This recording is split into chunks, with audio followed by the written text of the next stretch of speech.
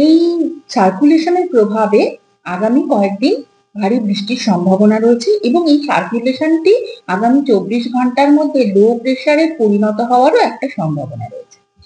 এবার আগামী কয়েকদিনের যে ভারী বৃষ্টিপাতের কথা বলছি তার মধ্যে আজকে মানে আজ হচ্ছে আপনার 5 জুলাই 5 জুলাই 5 জুলাই ভেরি হেভি মানে অতি ভারী বৃষ্টিপাত এবং ভারী ও অতি ভারী বৃষ্টিপাতের সম্ভাবনা রয়েছে এক দু জায়গায়, ওয়েস্ট মিদনাপুর, বাঁকুড়া, ঝাড়গ্রাম, পুরুলিয়া।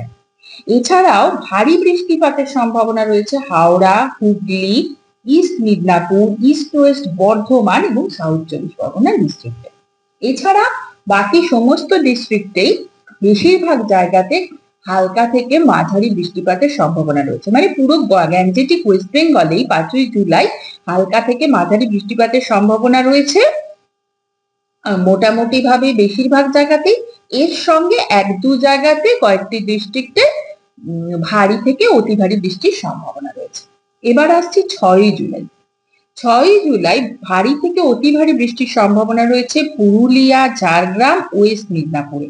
আর ভারী বৃষ্টির সম্ভাবনা রয়েছে West Bardhaman, east Midnapore, south 24 Pargana, Bankura জেলাতে।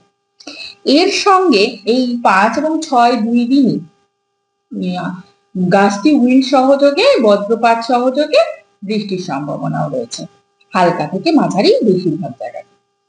এইবার আসছি 7 জুলাই। 7 জুলাই ভারী বৃষ্টিপাতের সম্ভাবনা রয়েছে পুরুলিয়া এবং ঝাড়গ্রাম।